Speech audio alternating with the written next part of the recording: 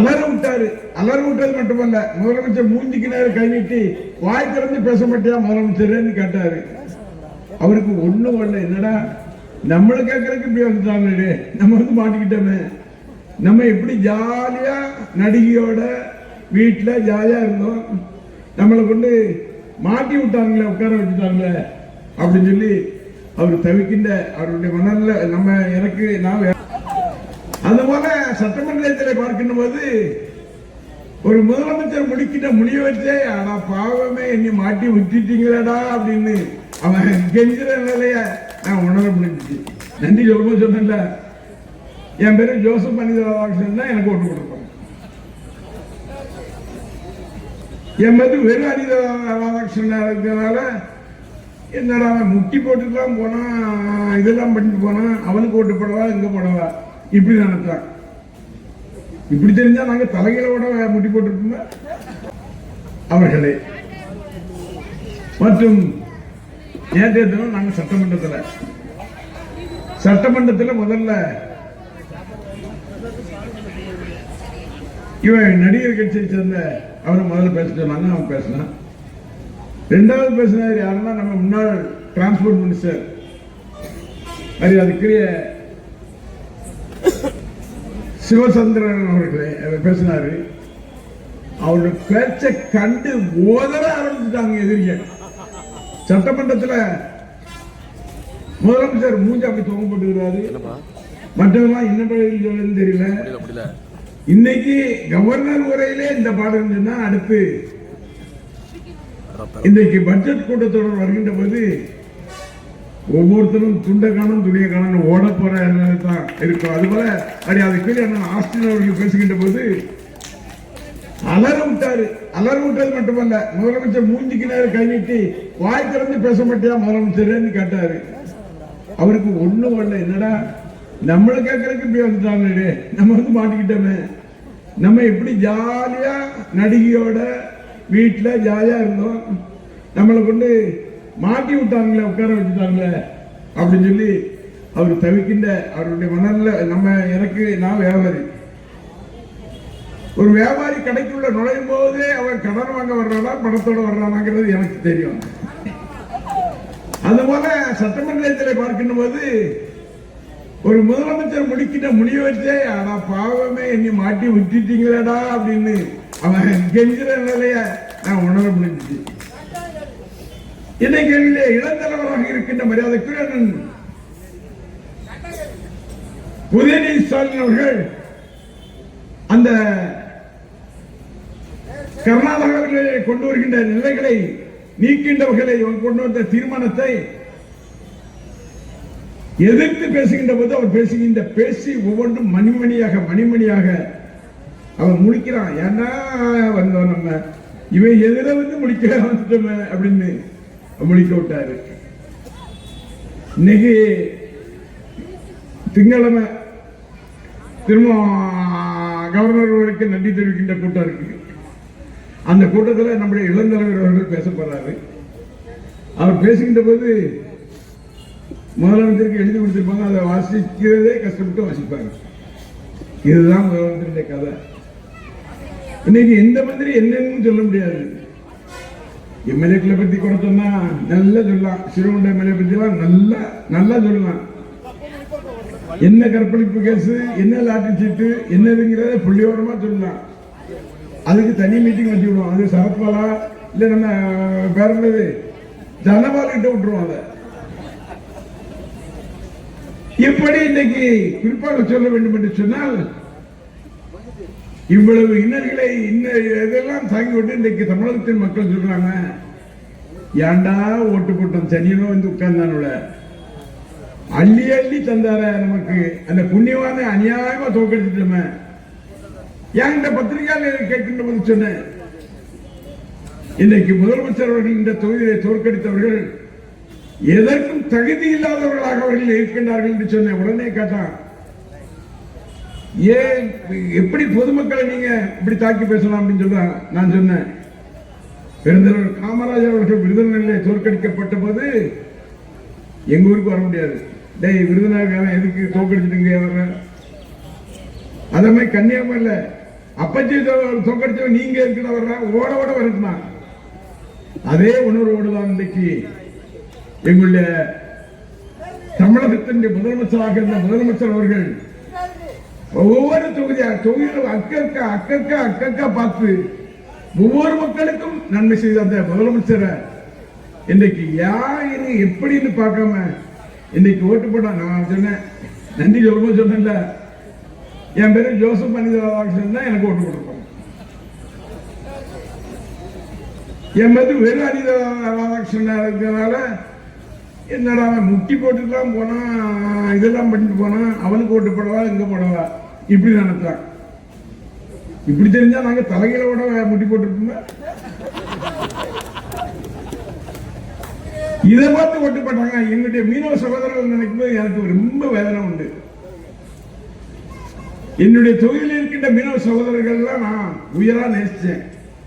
உயரா நேசிச்ச மட்டும் இல்ல, அவர்களுக்கு இன்னல் வந்தால் அவர்களுடைய தோளோடு தோல் நின்று எங்களுடைய கழக தலைவர் என்ன என்னாரோ அதை செய்யணுங்கிறத நிலையை செய்தோம். ஆமா, என்ன கவுத்து விட்டீங்களப்பா, கவுத்து விட்டீங்க. சரி, தெரிஞ்சுங்க. தெரிஞ்சுட்டு அதுக்கப்புறம் என்ன நடக்குன்னு பார்த்துட்டு செய்யுங்க. பின்னக்கால் சோபியா என் பக்கத்துல வர்றதுக்கே பயப்படுறா. அப்படி ஆகிப்போச்சு.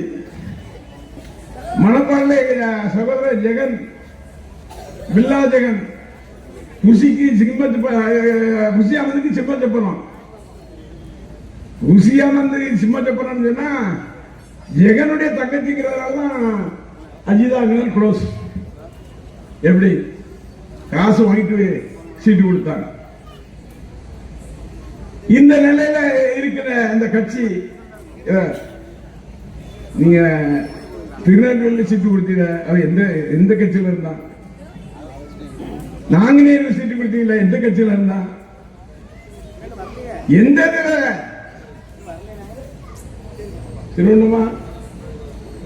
திருவண்ணாமலை ஏடிபி தான் இருந்தாலும் சரி.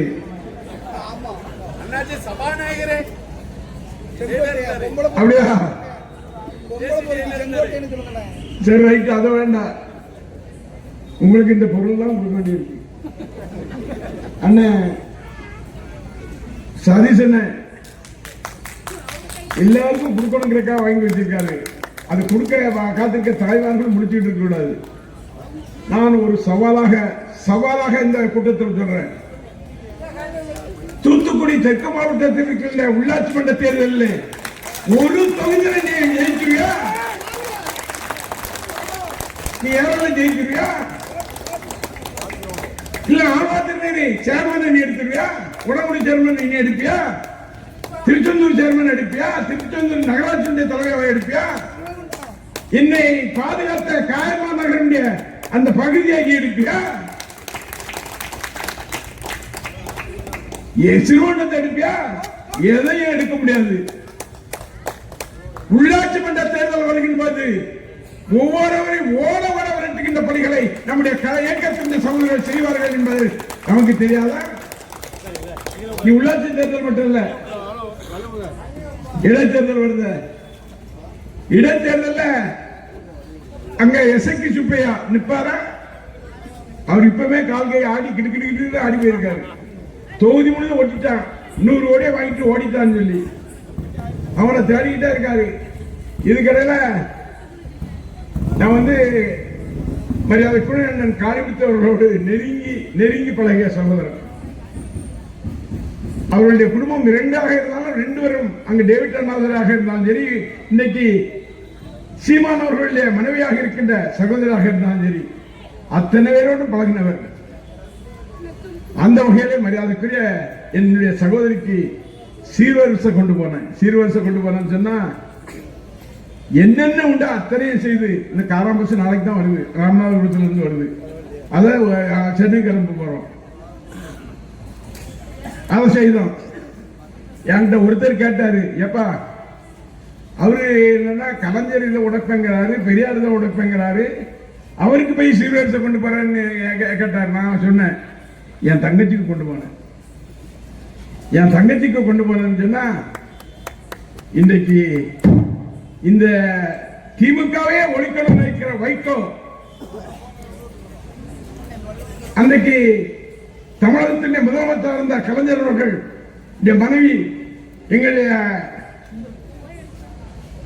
வெள்ளச்சீல உடுப்பான்னு சொன்னார வைக்கோடைய கட்சியை சேர்ந்தவர்கள், அவனும் இந்த கூட்டணி சேர்ந்துட்டு இருக்கான். இதை பற்றி பேசுறீங்களே நான் கேட்டேன். வாயை பொத்திக்கிட்டாங்க. பெரிய ஆளு திக்காவில். அவனவனுக்கு உரிமை உண்டு.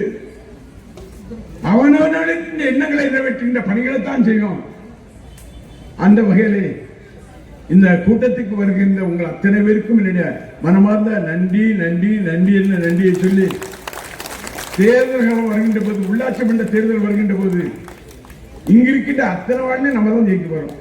ஒரு எங்கே போனாலும் சரி, சிலவங்க ஓடிட்டு நம்ம போனோடனே கட்சி அழிஞ்சுன்னு நினைக்கிறான். காளிமத்தனை சிறப்பா சொல்லுவாரு. யானை கிட்ட யானை மேல குருவி உட்காரும்.